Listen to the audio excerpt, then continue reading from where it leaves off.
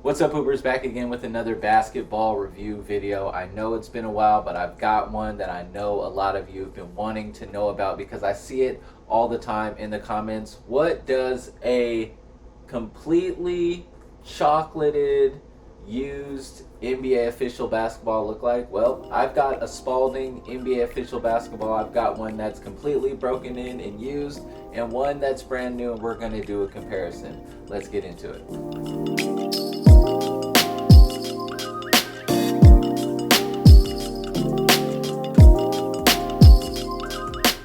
First, 60 seconds for all you Instagram and TikTok babies who don't have attention span longer than 45 seconds. Here comes a quick breakdown. Now, obviously, just by the looks of it, they look completely different. How could this basketball eventually turn into this basketball? Well, over time with sweat, dirt, the leather being broken in and worn in with your fingers, you're eventually going to get to this point. Now, how long does it take to get from this to this?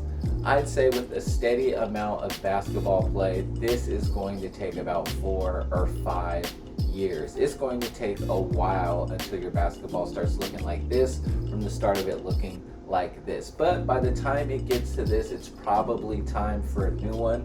This basketball is probably a year too old in my opinion, but it actually plays really nice. So if you're ever wondering about what your basketball is going to look like when it's time to get a new NBA official basketball, when it looks like this, it might be the time to order a new one.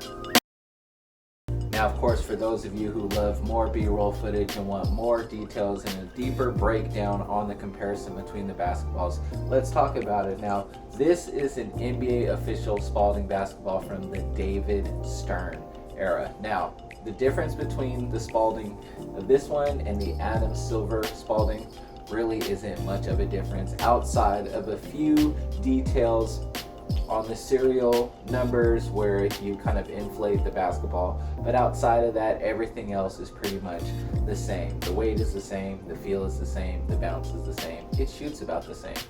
Obviously, there's going to be a difference with the feel of this basketball versus the feel of this basketball. Now, it's not to say that I prefer one over the other. If I were to actually have to pick, I might choose this one, even though this is absolutely nice once your hands start to get sweaty, because the handle on it is really nice and the consistency on the shot is absolutely there.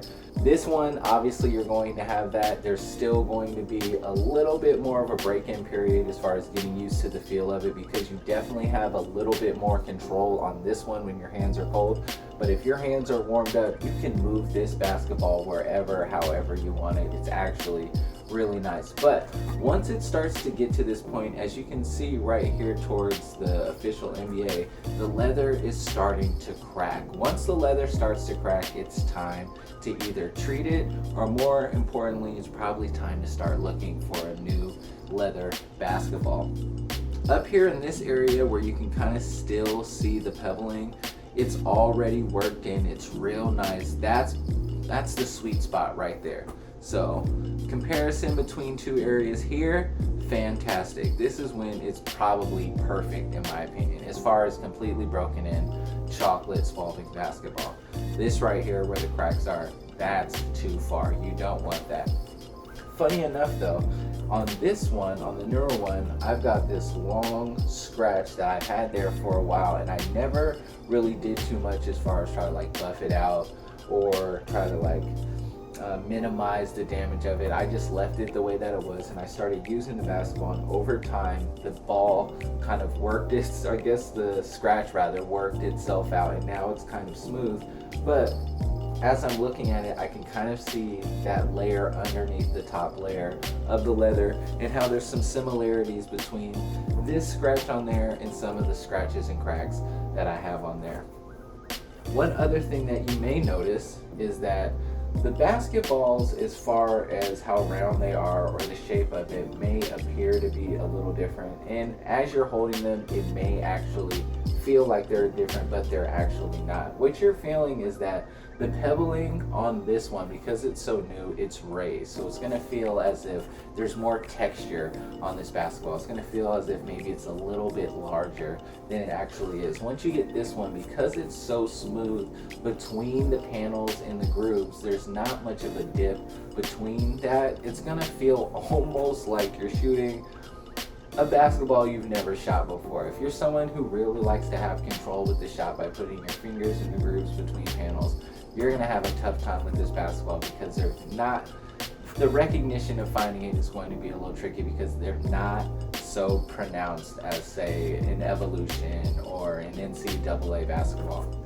A completely worked, worn in, used NBA official basketball, whether it be a Wilson or a Spalding, but the Spalding especially, in my opinion, you're going to have really a completely smooth, round basketball without too many raised panels or pronounced grooves to make it easier for shooting. But as long as your shot is there, the shooting should be consistent, because one thing we all know, the Spalding NBA official basketball is one of the better basketballs to shoot with because of the consistency.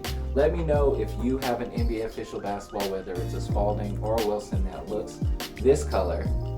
In the comments, let me know how long it took you to get to this point. If you have any comments, questions, you know what to do. Leave it in the comments. Make sure you like, subscribe to the channel, follow me on Instagram, and as always, I'm gonna take this one. Go hoop.